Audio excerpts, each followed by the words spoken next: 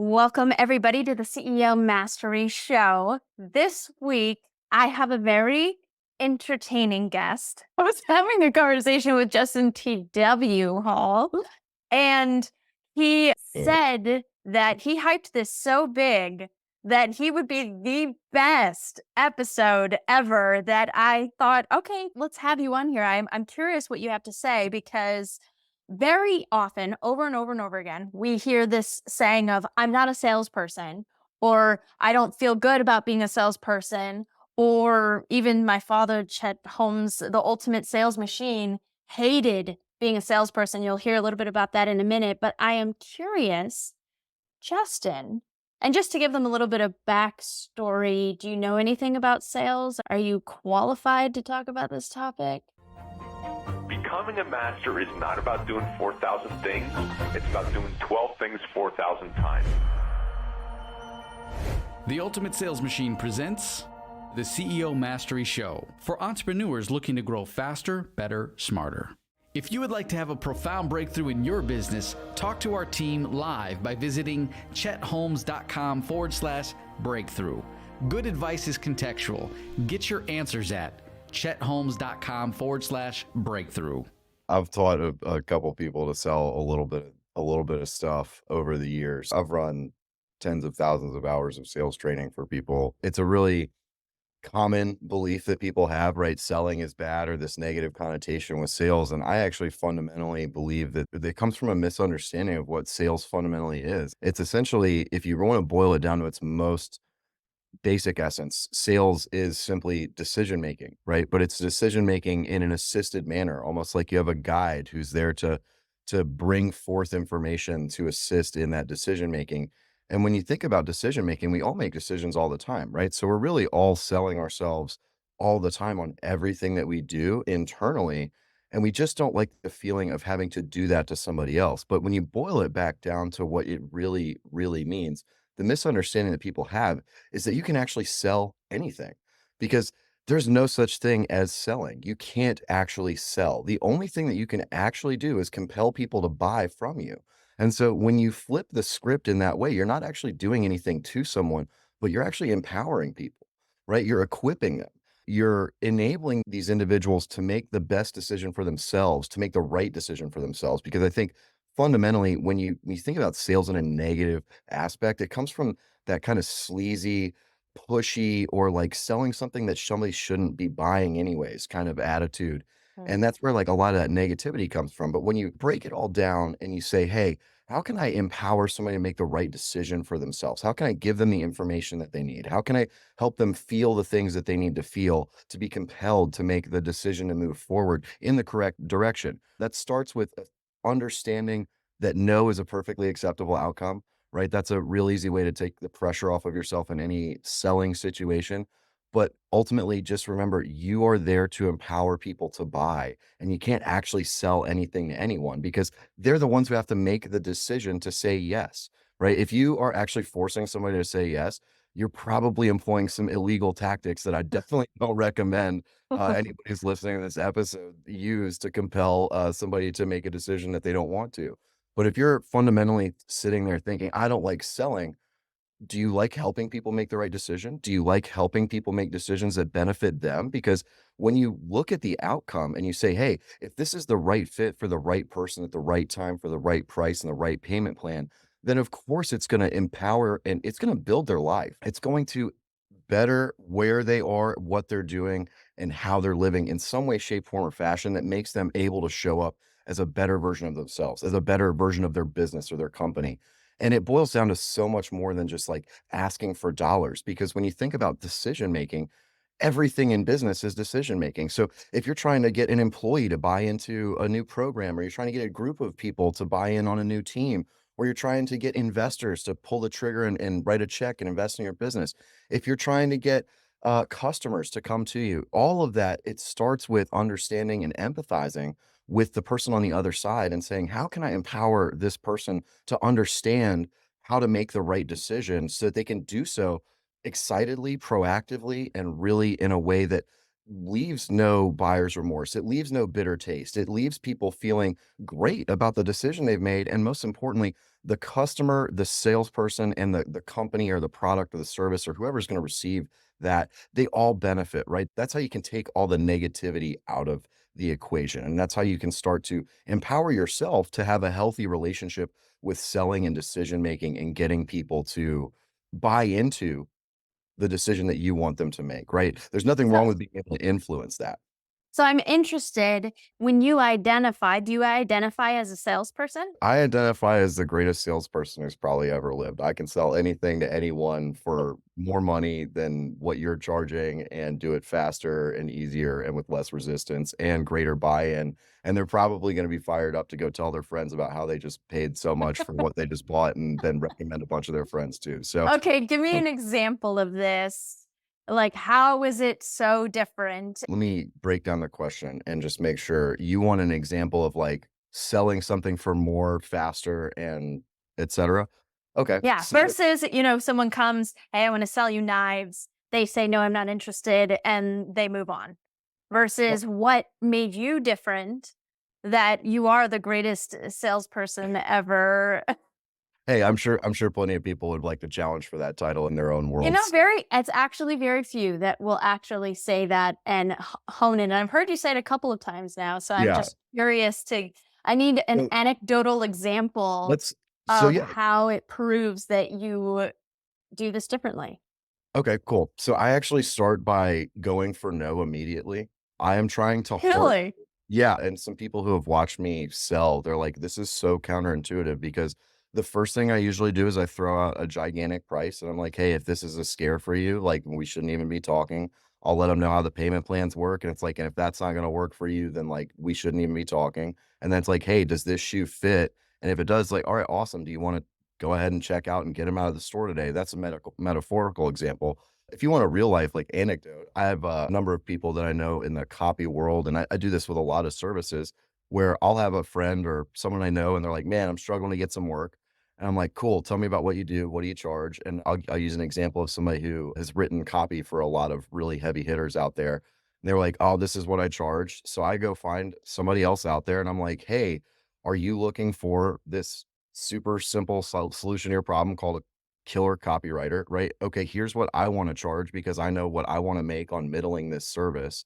And I basically have a 3-second conversation where it's like, "Hey, is this what you need? Is this the right thing? Are you willing to pay this much? Okay, if I can get you the right solution for all of that, are you ready to rock and roll? Okay, cool. I actually have the right person in my back pocket. Let's get you connected."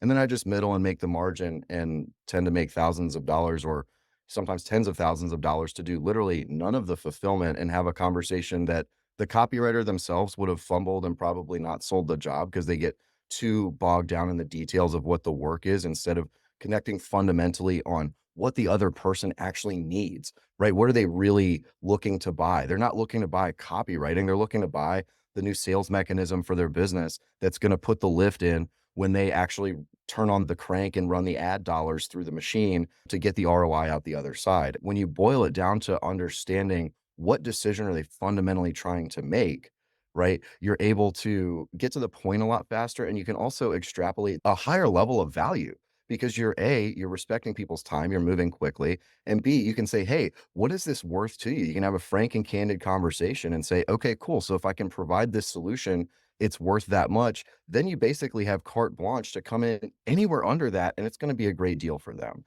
And so you empower yourself to move very quickly to the highest profitability on your sale for the best service that's the best fit. And then again, it all starts from being willing to say, "Hey, no, this isn't going to work. It's not a fit. I'm not going to sell you the wrong thing at any time for any reason whatsoever," because you have to be fundamentally sound in your belief and your conviction in that manner. Another great example, if you want to go back to the knife days, there was fixed pricing, so you couldn't necessarily sell the same thing for more money, right? That would kind of break company Right. rule. But you could do things like say, "Hey, this is the set that everyone gets. And by the way, one of the most popular upgrades is to swap out these basic versions for these more expensive pieces. Did you want to just go ahead and do that like everybody else?" So there's ways to find add-ons and additions, right? Like things that people used to give away for free. I just kind of bundle them all together and just sell them as a package and then throw in something else for free. Higher revenue, better commission, higher sales.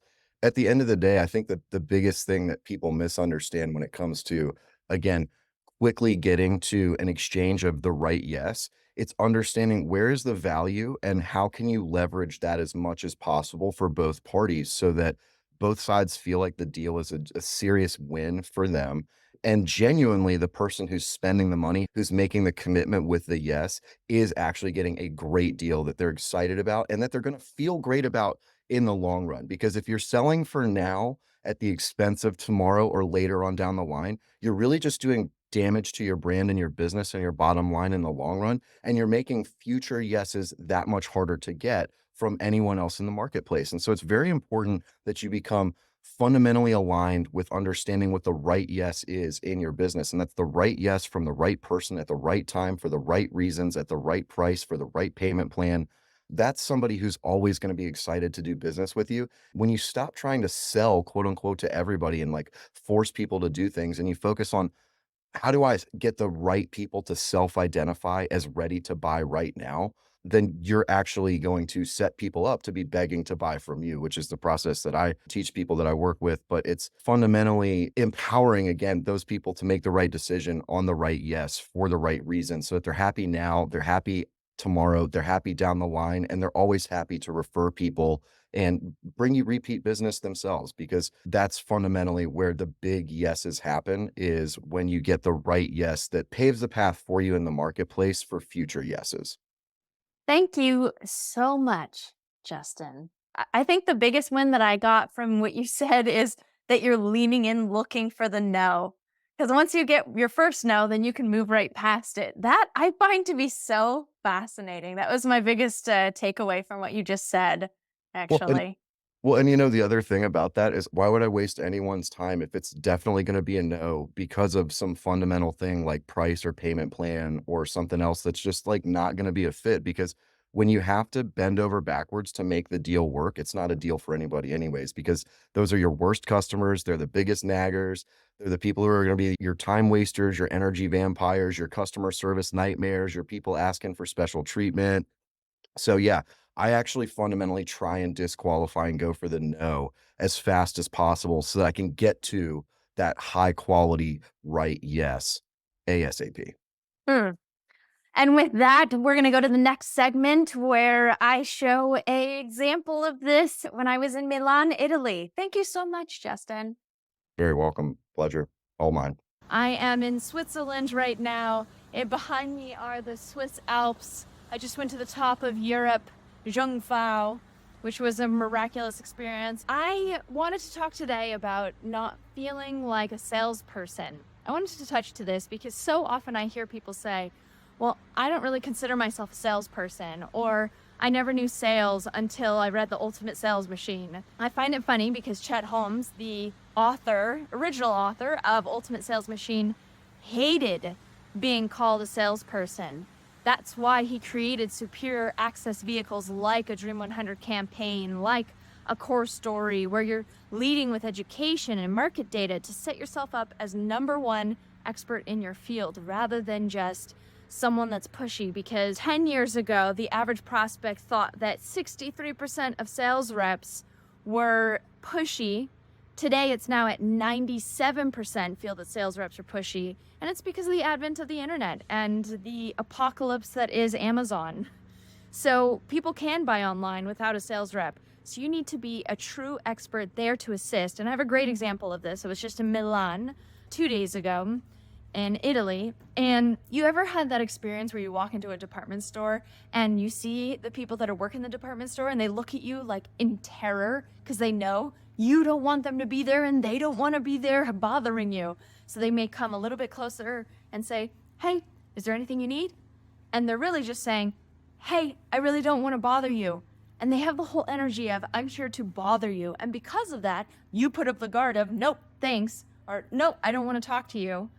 I had an experience that renewed my faith in retail sales 2 years ago, where a woman who would not identify as a sales rep, she was going to college for economics and finance. And yet this woman, I'm telling you, I came in there and she treated me like family. She was such an expert. It was such a small boutique, and yet I walked away buying more than I ever have in one transaction at a retail store, just to say. But so I walk up and I pointed out, I would love to try this on. She went, absolutely, right away. She got me that and she said, you know what? You know what would match that so well? Let's get you out of what you have and let's put you into this dress. Here, I'll give you this dress. She brings it to me. She insists that she has to button every button and zipper every zipper. I literally did not have to touch a thing. Even at one point, she then brought me another jacket and I went to go button and she went, please, it is my duty and service to be here to button your buttons. And I looked at her and I went, I have never had anyone more helpful than you in a clothing experience. And she was in her early 20s, but she walked the walk. She was truly there to serve me. And because of that, I had a delightful experience. I wanted to buy a pair of boots. I walked away with a pair of boots, 2 dresses, 2 jackets, a hat, a belt. It was a $1,300 experience instead of just a $200 experience. What am I trying to say here?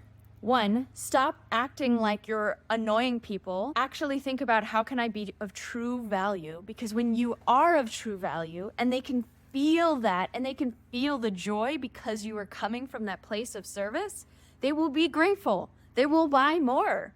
So what do you have to do to be in that space where you feel that you're giving and you're there of service and you're joyful at that exchange because you know you're making their life better? What do you have to do? For my father, he wanted to do things funny, so on his cold calling, he would make random accents. He would pretend to be Scottish or Welsh, or throughout the day, he would make random cold calls with different accents. For me, I love to go on social and I love to engage with people in their lives. I love to comment on their family photos. I love to see what's going on with them. For this woman, it was buttoning every button and trying to find as many cute outfits that fit my body type as possible. And she truly was an expert at it. You know, I'd say, well, is this color, do you think this color would work with it? She said, no, but this one will. And then she pulled out another set for me to try on. How can we come with the excitement of service? How can we set ourselves apart? My father would send little trinkets, right? Little funny things, sending a shoe, I'm just trying to get my foot in the door, you know, sending a yo-yo or your sales going up and down. We can be entertaining, we can be engaging. Stop leveling down and saying, oh, it's just because everybody hates sales reps that we're never going to actually follow up with the amount of follow-ups that are needed. The average sale happens between 5 to 12 touches today. 80% of them happen between 5 and 12 touches, but the average sales rep stops after 3. 90% of sales reps stop at 3 no's. We have to find a way to be more engaging, more entertaining, have more gifts, education, make them smile, make them laugh. You should be the bright spot in their day. And I will tell you right now, at that boutique in Milan, that was a bright spot in my day. The way that I was treated, the service that I was provided. So go out there and serve. Stop selling, start educating. And that is my episode from Interlaken, Switzerland. Make sure to get your copy or copies at theultimatesalesmachine.com. There's a lot of special bonuses that you can't get going to Amazon, so make sure you check it out at ultimatesalesmachine.com.